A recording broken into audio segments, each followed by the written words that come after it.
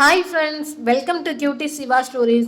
Bread halwa எப்படி செய்கிறேன்னா இந்த வீடியோவில் பார்க்க போகிறோம். இது பார்த்தீங்கன்னா கடையில் கிடைக்கிற மாதிரியான அதே டேஸ்ட்டில் நம்ம ஈஸியாகவும் ரொம்ப ஃபாஸ்ட்டாகவும் செஞ்சிடலாம். இப்போ எப்படி செய்கிறேன்னு பார்க்கலாம் வாங்க. அதுக்கு முன்னாடி ஃபர்ஸ்ட் டைம் நம்ம சேனலில் வீடியோ பார்த்தீங்க அப்படின்னா மறக்காமல் கியூட்டி சிவா ஸ்டோரிஸ் அப்படிங்கிற நம்மளோட சேனலை சப்ஸ்கிரைப் பண்ணிக்கோங்க. இப்போ பிரெட் அல்வா எப்படி செய்கிறேன்னு பார்க்கலாம் வாங்க. இந்த பிரெட் அல்வா செய்கிறதுக்கு நான் பார்த்தீங்கன்னா 5 பிரெட் எடுத்து வச்சுருக்கேன். இந்த பிரெட்லேயும் நம்ம செய்யலாம், அப்படி இல்லைன்னா கோதுமை மாவு பிரெட் இருக்கு இல்லையா, அதுலேயும் செய்யலாம். அதுலேயும் செஞ்சாலும் டேஸ்ட் நல்லாயிருக்கும். இப்போ இந்த பிரெட்டில் அதோட ஓரத்தை எல்லாத்தையும் நம்ம கட் பண்ணி எடுத்துடலாம். இந்த மாதிரி சைடில் ஃபுல்லாகவே கட் பண்ணி எடுத்துடலாம். கட் பண்ணி எடுத்துகிட்டு அதுக்கப்புறம் இந்த மாதிரி குட்டி குட்டி பீசஸாக கட் பண்ணி எடுத்துக்கலாம். நம்ம அப்போ தான் எண்ணெயில் பொரிச்சு எடுக்கிறதுக்கு நல்லா ஈஸியாக இருக்கும். இப்போ ஒரு கடாயில் எண்ணெய் நல்லா சூடு பண்ணிக்கோங்க.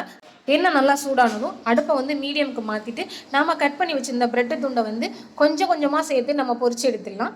2 சைடும் நல்லா வேகணும். அதே நேரம் ரொம்ப கருகிடவும் கூடாது. 2 சைடும் நல்லா வேகிற மாதிரி நல்லா திருப்பி திருப்பி விட்டு நல்லா வேக வச்சு எடுத்துக்கோங்க.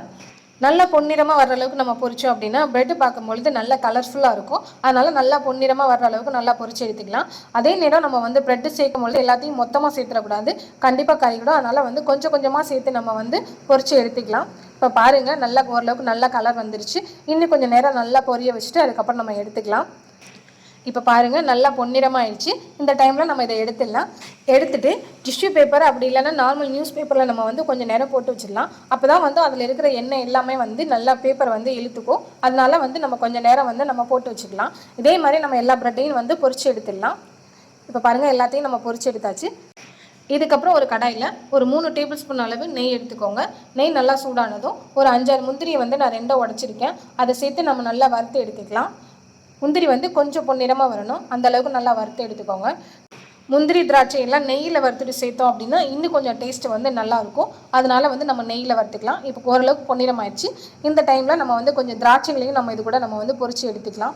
இந்த திராட்சை பார்த்திங்கன்னா நல்ல பலூன் மாதிரி வரும், அந்த அளவுக்கு நல்லா பொரிச்சு எடுத்துக்கலாம். பாருங்கள், திராட்சை நல்ல பலூன் மாதிரி வந்துருச்சு. இந்த டைமில் நம்ம ஸ்டவ் ஆஃப் பண்ணிவிட்டு எடுத்துக்கலாம். இப்போ அதே கடாயில் நான் 1 கப் அளவு தண்ணி சேர்த்துருக்கேன். அதே 1 கப் அளவு நம்ம சர்க்கரை சேர்த்துக்கலாம். சேர்த்துட்டு இது நல்லா கொதிக்கட்டும். இதுக்கு பாகுப்பதம் எதுவும் தேவையில்லை. ஓரளவுக்கு கொஞ்சம் கட்டியாக கையில் தொட்டோம் அப்படின்னா கொஞ்சம் பிசு பிசுன்னு இருக்கணும். அந்த அளவுக்கு நம்ம இதை பாகுபதத்துக்கு மாற்றிக்கலாம். பாருங்கள், நல்லா கொதிக்குது. இன்னும் கொஞ்சம் நேரம் நல்லா கொதிக்கட்டும். நம்ம சேர்த்த தண்ணி அப்படியே இருக்குது. இது இன்னும் கொஞ்சம் நல்லா வற்றிட்டு அதுக்கப்புறம் கொஞ்சம் பிசு பிசுன்னு வரும்பொழுது நம்ம இதில் பிரெட்டை சேர்த்துக்கலாம். இது ரெடி ஆகிடுச்சு. நல்லா பிசு பிசுன்னு வர்ற அளவுக்கு கரைஞ்சிடுச்சு. இப்போ இந்த டைமில் நம்ம பொரிச்ச பிரெட்டு இது எல்லாத்தையும் நம்ம அது கூட சேர்த்துக்கலாம். பிரெட்டை சேர்த்துட்டு நல்லா மசிச்சு நம்ம கிண்டிக்கிட்டே இருக்கணும். இந்த பிரெட்டு அப்படியே நல்லா தூளாக நல்லா உடஞ்சி வரும். அந்த அளவுக்கு நல்லா ஊற வச்சு நம்ம மசிச்சு எடுத்துக்கலாம்.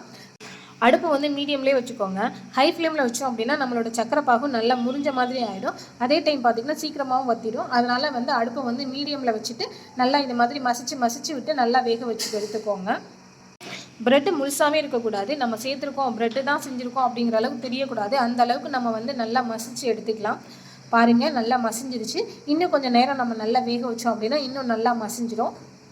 இப்போ இந்த டைமில் இது கூட நம்ம பால் சேர்த்துக்கலாம். நான் பால் ஏற்கனவே நல்லா காய்ச்சி ஆற வச்சுருக்கேன். அதை நம்ம சேர்த்துக்கலாம். சேர்த்துட்டு இதோடு சேர்த்து நம்ம நல்லா வேக வச்சுக்கலாம்.